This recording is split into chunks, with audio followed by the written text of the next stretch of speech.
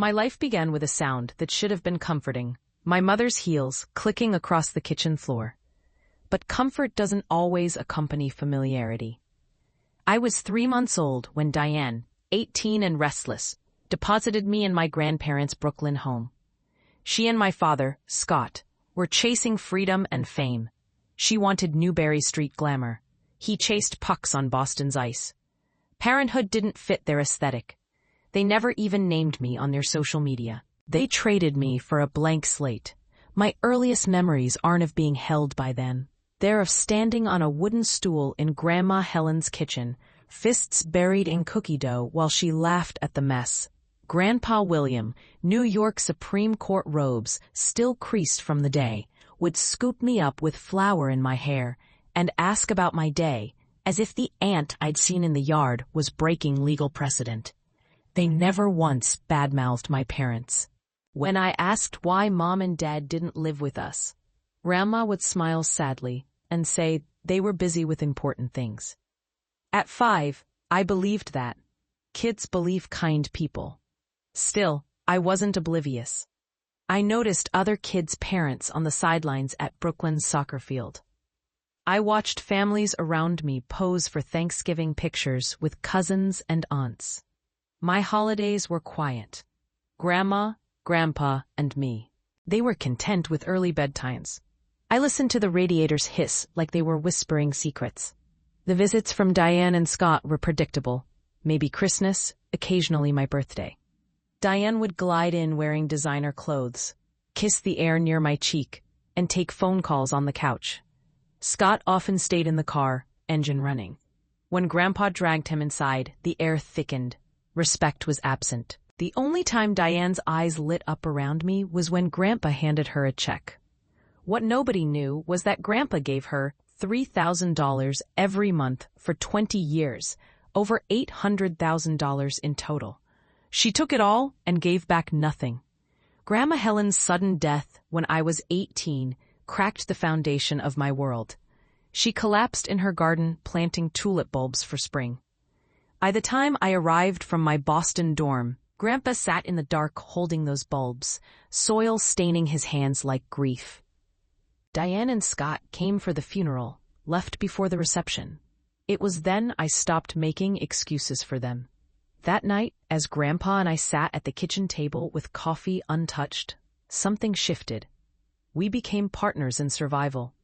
Sunday dinners continued like a sacred ritual, sometimes pot roast, sometimes pizza, often us sitting in silence, comforted by each other's presence. He began teaching me law, not textbooks, but the stories behind the statutes. He would say, "Power without ethics is nothing," and I soaked in his words like a sponge. I excelled academically, propelled by Grandpa's belief in me. Boston University Law School had always been my dream, and I chased it fiercely. When I graduated at the top of my class, Grandpa took his ancient camcorder to the ceremony, filming me crossing the stage. Diane sent a card that read, "Good job." That was the last time her name showed up on my life's timeline until she needed something. Becoming an assistant district attorney straight out of law school was partially due to Grandpa's phone calls, but mostly it was because I refused to waste the opportunity he fought for.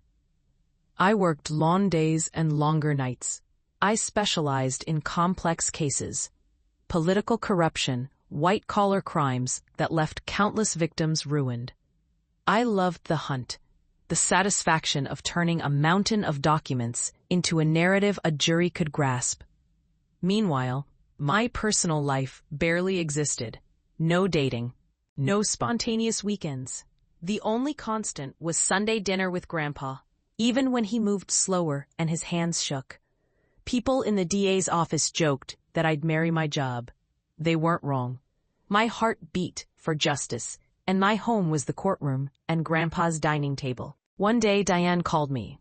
She hadn't dialed my number in years, but Scott was facing legal troubles, related to yet another failed business. She asked for help. I explained calmly that I prosecute criminals. I don't defend them. She called me ungrateful. I hung up.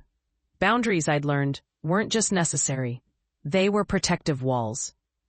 Grandpa died at 87, peacefully in his sleep in the same home he built a life in. Losing him felt like losing the sun. But unlike when Grandma died, I was not adrift. I had become exactly who he hoped I would be. At the will reading a week later on State Street, I anticipated some books, maybe his watch. Instead, the attorney handed me everything: the house, the investments, the savings. $3 million in total. Grandpa had worked 40 years on the bench and left it all to the granddaughter who had shown up. There was a letter sealed inside. "You earned this through showing up," it read. "You loved me when others couldn't be bothered." Tears blurred the words. Validation tears, relief tears. The attorney handed me another envelope. A file proving Grandpa gave Diane and Scott $3,000 every month for decades, with texts from them asking for more and promising to visit then canceling. "He anticipated they might contest this," the attorney said quietly. "He wanted you armed with proof." My parents were so predictable. Exactly 30 days after Grandpa's burial, Diane and Scott filed a lawsuit claiming undue influence. They accused me of manipulating my own grandfather for money, of poisoning his mind. They had no idea that the daughter they'd abandoned was now a senior prosecutor, known for dismantling more sophisticated lies than theirs. Courtrooms smell like paper and fear. The day of the hearing, I walked into a Massachusetts courtroom that felt both familiar and foreign. Familiar because I had spent years on this side of the bench. Foreign because this time I was the defendant. Diane sat in the front row, flanked by her lawyer, Richard Palmer, wearing a conservative black dress and clutching tissues she'd clearly staged. Scott sat stiffly beside her, eyes darting around. They had no idea I wasn't alone in this battle. Judge Marcus Brennan, the presiding judge, had once clerked for Grandpa. The second he saw me, his eyes widened. He checked the docket twice, then set his pen down. "Wait," he said, addressing the room. "The allegations are against you." He gestured toward me, Diane's face contorted in confusion. I could almost hear her thoughts. Why is this judge acting like she's someone special? It hit her how little she knew me. Palmer's opening statement was a piece of dramatic fiction. He painted Diane as a devoted daughter separated from her father by manipulative grandparents. Judge Parker was vulnerable and depressed after his wife died, Palmer intoned. The defendant exploited his grief. She isolated him. Tears glistened on Diane's cheeks at all the right moments. To a casual observer, she looked like a wrong child. But the facts were not on their side. Our attorney, Thomas Sinclair, was calm and methodical. He didn't need theatrics. "This case is simple," he began. "William Parker was meticulous. He left his estate to the person who earned it through consistent love and presence. The evidence will show the plaintiffs received over $800,000 while barely maintaining contact." Diane took the stand first. She swore in, her voice trembling. "My father meant everything to me," she said, gritting the tissue. "When he offered to help watch Haley, I thought it was temporary. But my parents kept her. They turned her against me."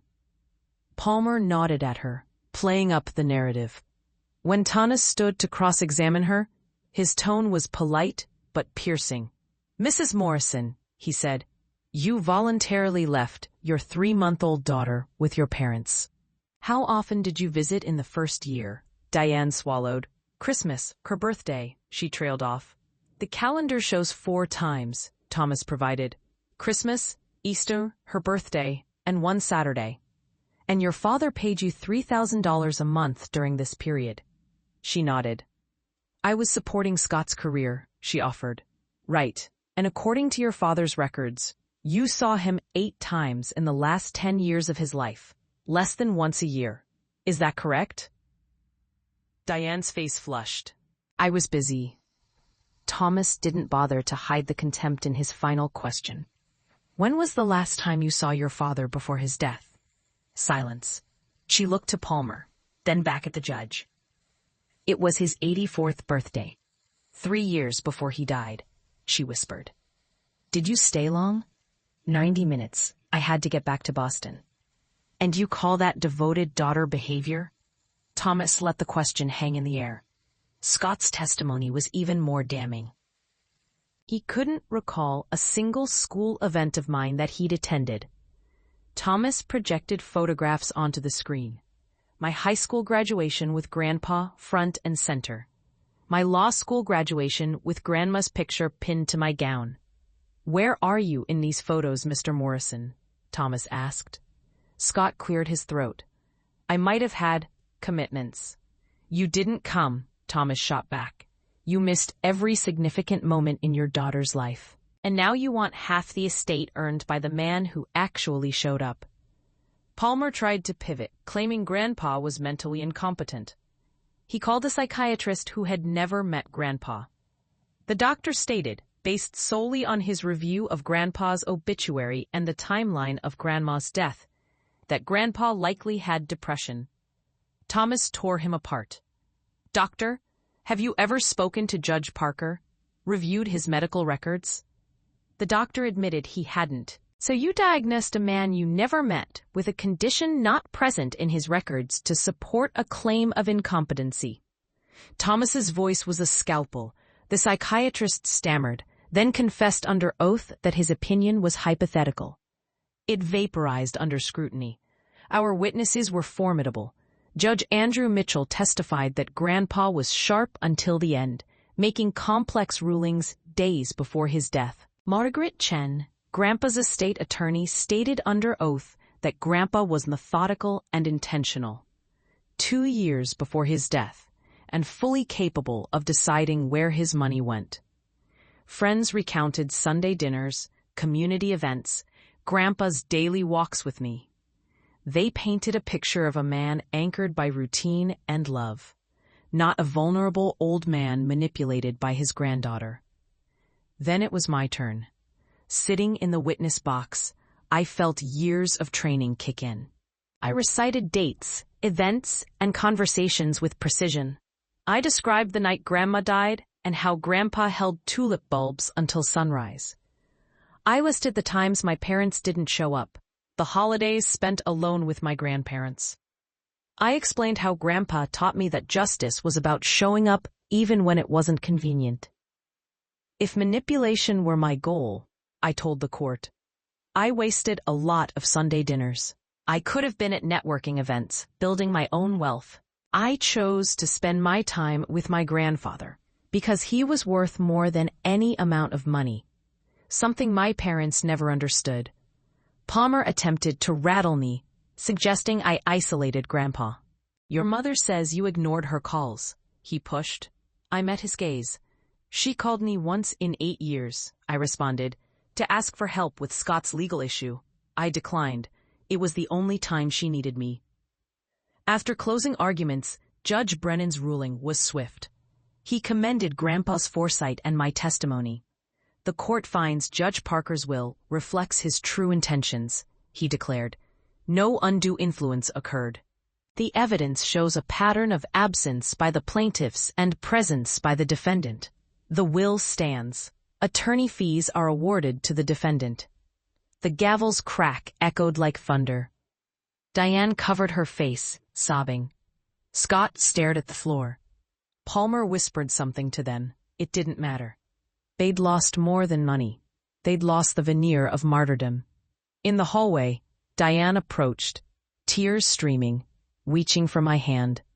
Haley, please, can we talk? I'm your mother. I stepped back. No, I said quietly.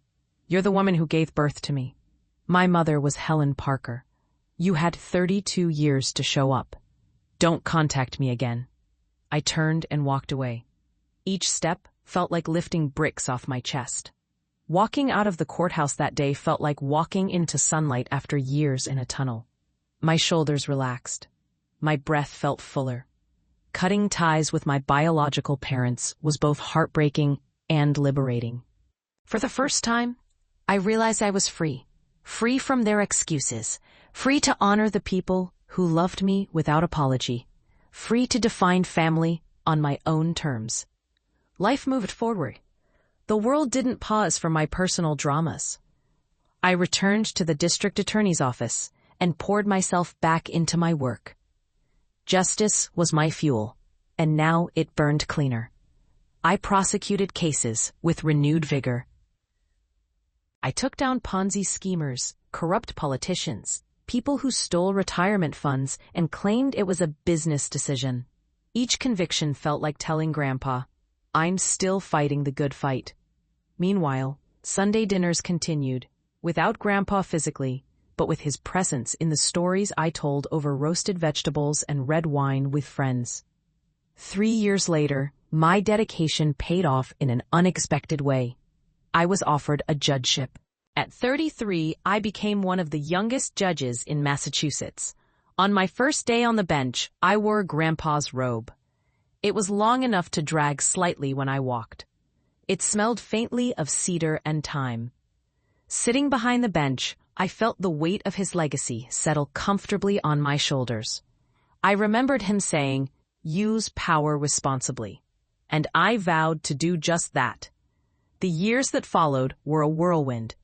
I balanced heavy caseloads with public scrutiny. I wrote opinions that shaped how families could be defined legally. In one landmark ruling, I wrote, family is not a biological accident, it is a daily choice.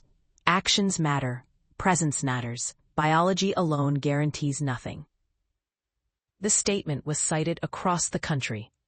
People wrote me letters saying they felt seen in the words. Estranged children thanked me. Counselors framed the line on their office walls. My life had become a living testament to Grandpa's lessons, and to the fact that love can redefine lineage. Diane died 5 years after the trial. It was a shock only because of how quickly it happened. Heart problems. Scott called, leaving a voicemail asking me to visit. I didn't return the call. Her death didn't transform the past. It didn't rewrite the years she chose to stay absent. I felt sadness for the wasted potential, but no grief. Scott died 2 years later. When I heard the news, I was in my chambers reading a brief. I paused, felt nothing, and returned to my work. Emotional detachment wasn't coldness. It was a boundary that had protected me my entire adult life. 20 years after Grandpa's death, the courthouse where he once sat was renamed in his honor, the William Parker Justice Center. I stood at the dedication ceremony, looking at the bronze plaque with his name. Photos of him filled the lobby. Him in his robe, him planting tulips, him holding me as a child. I whispered, "We did it, Grandpa. Everything you hoped for." When the crowd dispersed, I touched the plaque and felt tears prick my eyes. They weren't grief tears. They were gratitude tears. Gratitude that this man had chosen me, raised me, loved me fiercely. Gratitude that I had chosen to honor him in my work. At 60, after nearly 30 years on the bench, I retired. My final day was quiet. I packed up my office, including Grandpa's robe, and donated most of my law books to a library. I took only my framed degrees, his letter, and a photo of us in the garden. I stepped down from the bench one last time, the courtroom empty. My footsteps echoed. It felt like closing a door on one chapter while opening another. I spent retirement gardening, reading, and mentoring young lawyers. I returned to the courtroom occasionally as a spectator, watching trials unfold, eyes sometimes lingering on the judge's bench, remembering what it felt like. I became a volunteer for foster care organizations, helping teens understand that being abandoned doesn't mean being worthless. I told them, you can choose your family. You can build your own tables. Those who show up consistently are your people, not necessarily those tied to you by blood. They nodded, some skeptical, some hopeful. I recognized that mix of skepticism and hope from my own youth. On a crisp fall day, I visited Mount Auburn Cemetery in Cambridge, where Grandma and Grandpa rested side by side.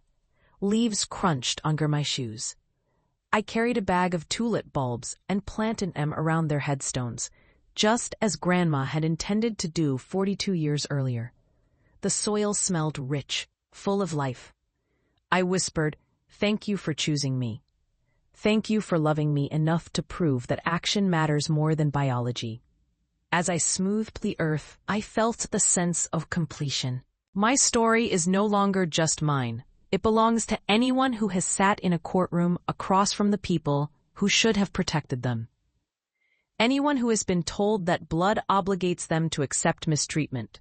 Anyone who has chosen themselves and a better future. You don't owe loyalty to people who never earned it. You don't have to carry the weight of their failures. You can set it down, walk away, and build something beautiful from scratch. If this resonates with you, if you've had to pick yourself up after family let you fall, share your experience.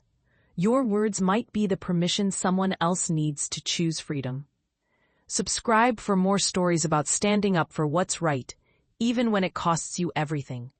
Remember, family is not a biological accident. Family is who shows up for you, consistently, with no strings attached. Biology may create a connection, but only action builds family.